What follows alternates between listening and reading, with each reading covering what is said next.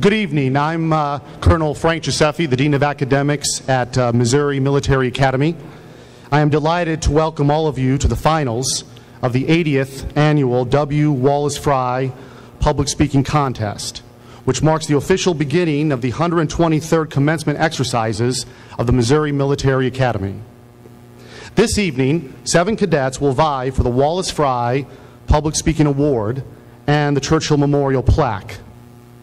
In 1932, the late Judge Fry of the MMA class of 1903 inaugurated his award to be presented each year to that cadet at Missouri Military Academy whose speech is judged to be the best on the basis of delivery, content, and depth of thought.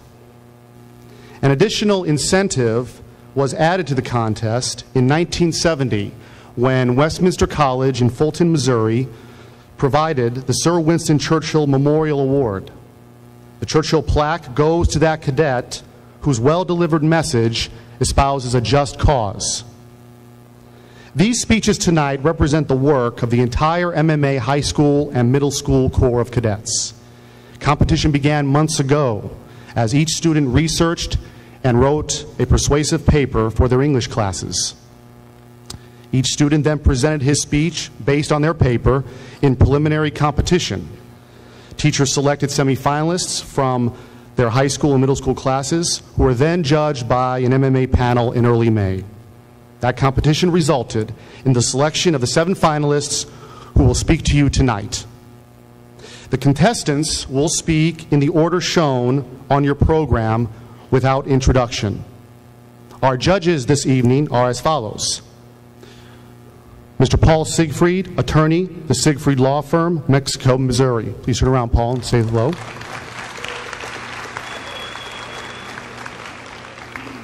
Mr. Louis Leonati, attorney, Leonati and Baker, PC, Mexico, Missouri. And Mr. Kevin Freeman, assistant superintendent, Mexico Public Schools, Mexico, Missouri. After the final speaker, while the judges are deliberating, the Missouri Military Academy Band, under the direction of Lieutenant Josh Yancey, will provide us some musical entertainment. So without further ado, let us begin the public speaking contest.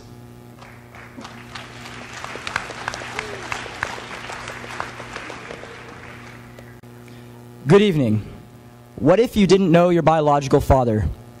Imagine if you didn't have a father whatsoever. Imagine that the only dad you had was a packet of papers with a few numbers on the front. Sadly, these imaginations are realities due to anonymous sperm donation. The system as it is today objectifies human life, creates endless desire and confusion within a child, and lacks future consideration for society. Anonymous sperm donation is a process in which an anonymous donor will give his sperm to a sperm bank, and from there, one can purchase the sperm for in vitro fertilization. He must fill out a series of documents and undergo multiple tests concerning genetic defects, family history, blood type, and any other factors which might affect the child. This concept was created for numerous reasons, such as infertility, an alternative to adoption, lesbian couples, single moms, etc. Anonymous sperm donation is a life-changing and starting process that is increasingly impacting our world today.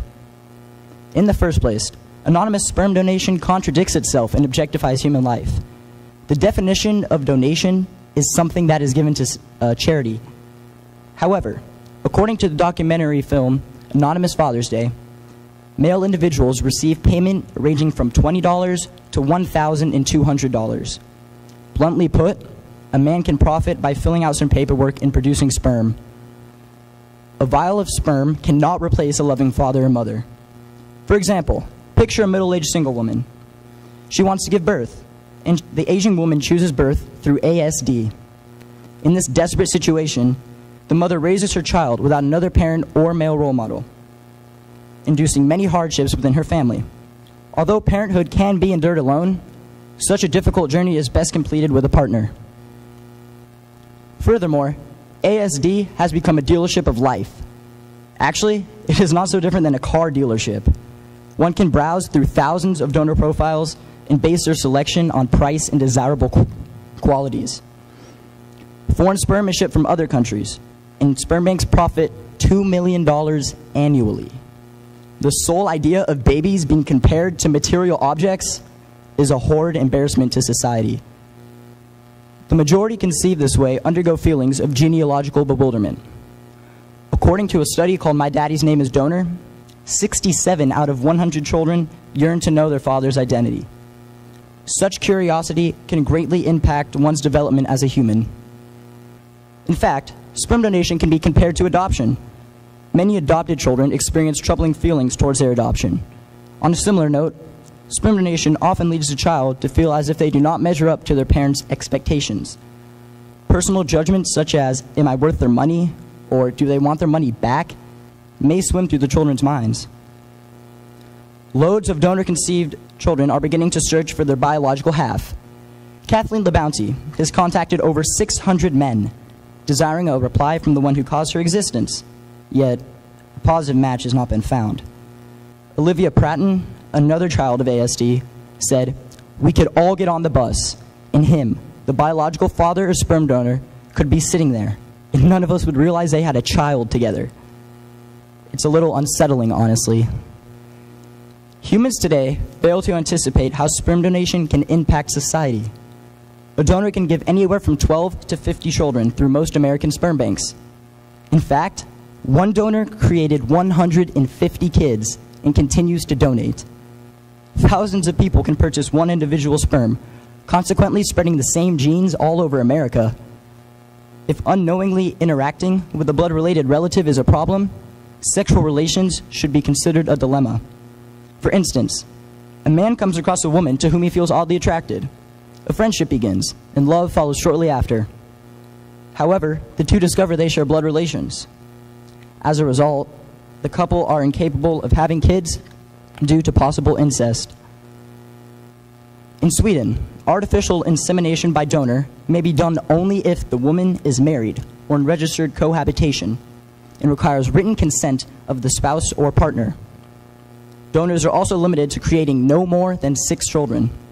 No such laws exist in America. In this more efficient manner, regulation and stability are enforced. Anonymous sperm donation must be eliminated. Sperm banks' conniving ways abuse humans' desire to give birth and raise kids for personal gain. Mysterious unknown men whose sperm is the only connection to the child cannot be tolerated. At the least, we need to enforce more regulations to fill in the gray areas of ASD before it's too late. The world today must realize human love and creation cannot be replaced by a vial of sperm. Thank you.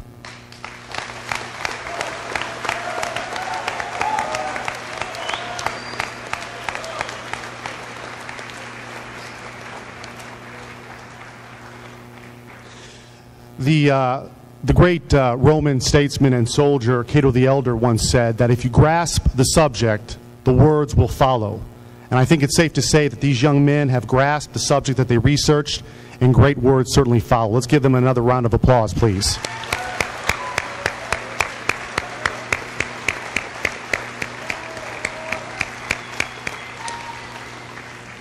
We will now have about a 10-minute break, and we will listen to the band led by Lieutenant Josh Yancey while the judges deliberate. Thank you very much.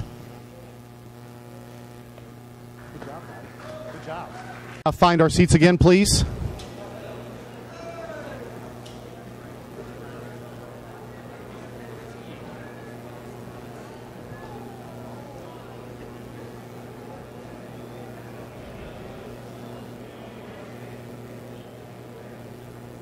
Let us now begin.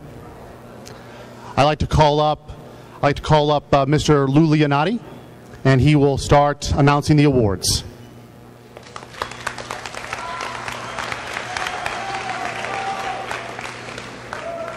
First, let me say thank you for having us here to judge the competition, and could we have one more round of applause for all the participants?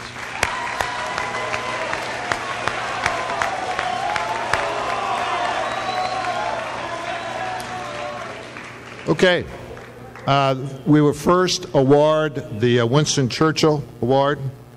The winner of that, speaking on the topic, Hypocrisy, the Overspending of the United States, Nishal Kanal.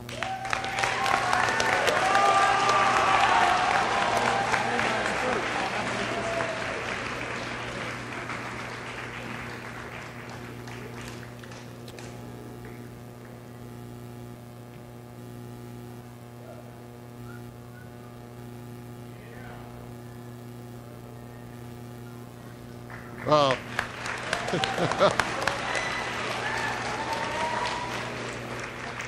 And the winner of the Wallace Fry Cup, speaking on the topic, my daddy's name is 20311, Jack Solls.